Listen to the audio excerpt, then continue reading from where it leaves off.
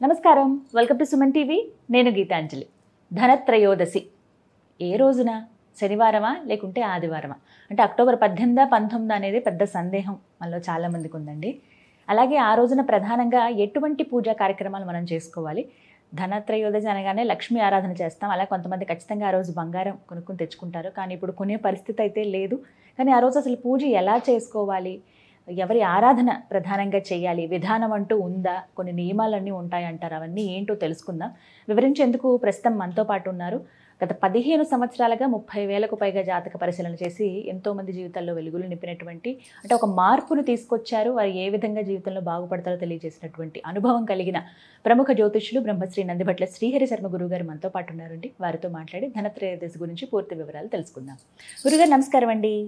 వాగర్థావివ సంపృక్తౌ వాగర్థ ప్రతిపత్తయే జగతః పితరౌ వందే పార్వతీ పరమేశ్వరౌ. ఆదిత్యాయ చ సోమాయ మంగళాయ బుధాయ చ గురు శుక్ర శనిభ్యశ్చ రాహవే కేతవే నమః.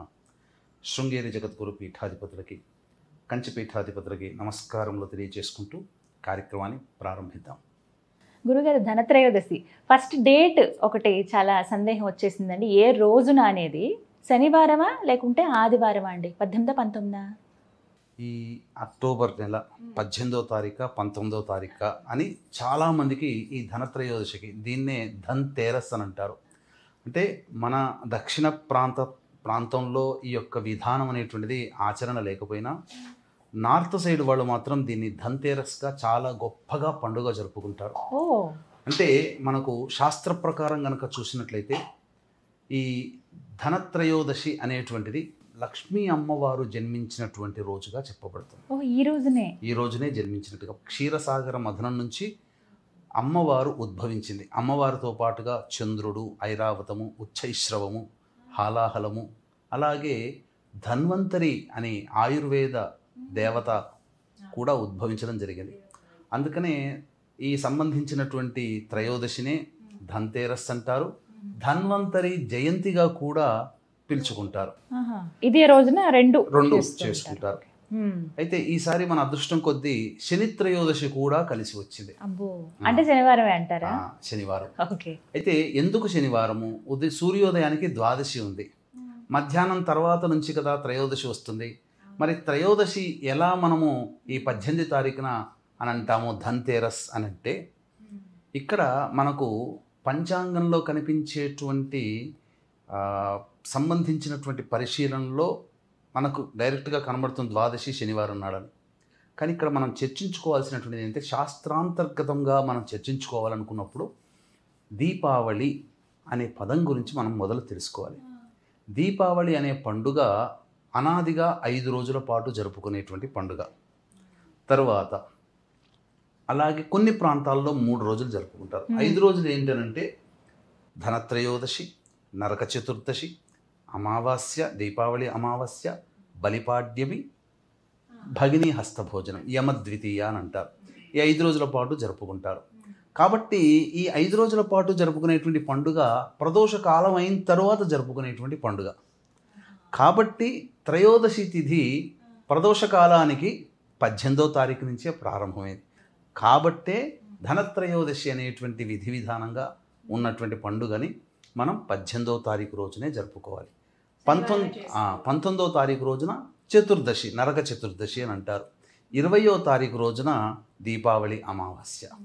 ఇది సందిగ్ధతను తీర్చేశారు మొత్తానికి. ఇదైతే మరి ఇక ధనత్రయోదశి అసలు ఏమిటండి విధి విధానాలు? మనం ఎలా పూజ చేసుకోవాలి? ఏమైనా నియమాలు ఉన్నాయా? ముందుగా మాట్లాడుకుందాం. ఏ పూజ చేయాలి? లక్ష్మీ అమ్మవారు ఉద్భవించారంటే అది మామూలు విషయం కాదు. చాలా అద్భుతమైన రోజుగా చూస్తాం మనందరం. ఇంకా సందేహాలు కూడా ఉన్నాయి, ముందుగా తెలియచేయండి, అవన్నీ అడుగుతాను. మీకు ఒక ముఖ్యమైన విషయం చెప్తానమ్మా. ఈ ధనత్రయోదశి రోజునే అమ్మవారు ఏ నక్షత్రంలో జన్మించిందని చెప్తారు? ధనత్రయోదశి అంటే ఉత్తరా నక్షత్రంలో జన్మించింది అని చెప్తుంటుంటారు. అంటే కొంతమందికి ఉత్తరాషాఢ అని చెప్తుంటుంటారు. అంటే ఒక్కొక్క యుగంలో ఈ లక్ష్మీ అమ్మవారి యొక్క అవతార స్వరూపము ఒక్కొక్క నక్షత్రంలో ఉద్భవించడం జరిగింది. అనేక పురాణాంతర్గత పురంగా చూసుకున్నట్లయితే, పద్మ పురాణాంతర్గతంగా చూసుకున్నట్లయితే భృగు మహర్షికి సాక్షాత్తు అమ్మవారే జన్మించింది. కాబట్టి ఉత్తరా నక్షత్రం అమ్మవారి యొక్క జన్మ నక్షత్రం. 18వ తారీఖు రోజున ప్రదోషకాల సమయంలో ఉత్తరా నక్షత్రం ఉంటుంది, ప్రవేశిస్తుంది. మంచి ముహూర్తం. 18వ తారీఖు అంటే ధనత్రయోదశి ఏ దేవత మీద ఏర్పాటు చేయబడింది? లక్ష్మీ అమ్మవారి పేరు మీద.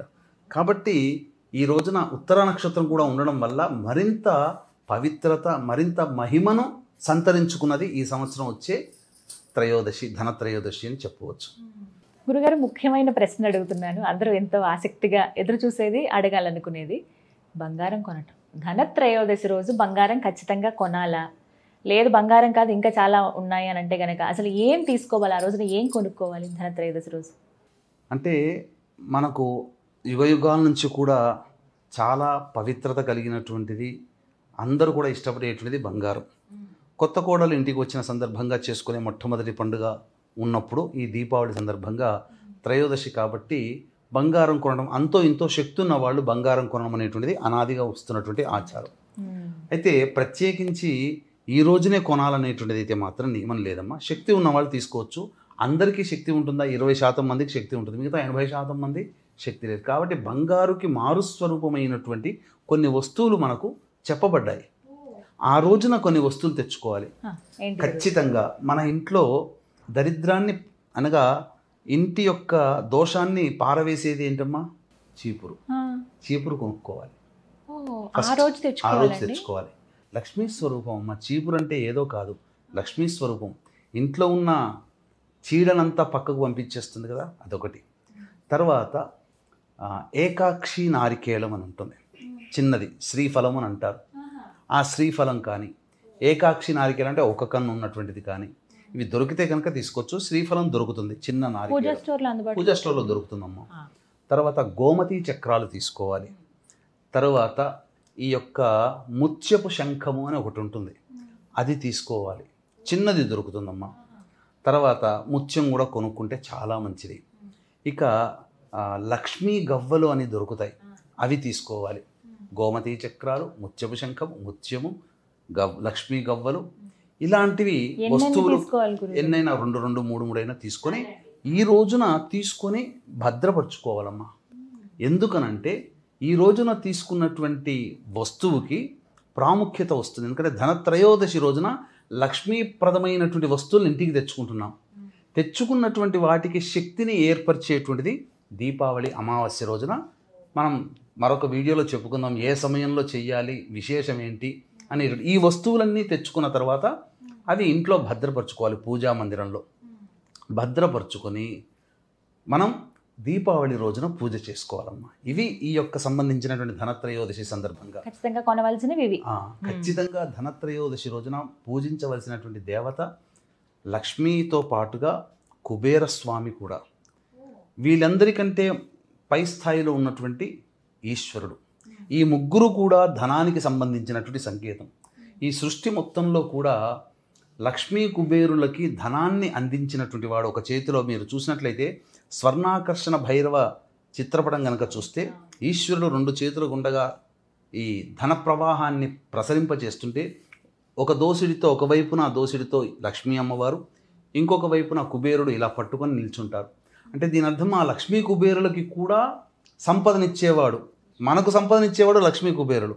కానీ ఆ లక్ష్మీ కుబేరులకే సంపదని అందించేటువంటి వ్యక్తి పరమేశ్వరుడు. కాబట్టి ఈ ముగ్గురు దేవతల్ని ఈ ధనత్రయోదశి సందర్భంగా ఖచ్చితంగా ఆరాధన చెయ్యాలి.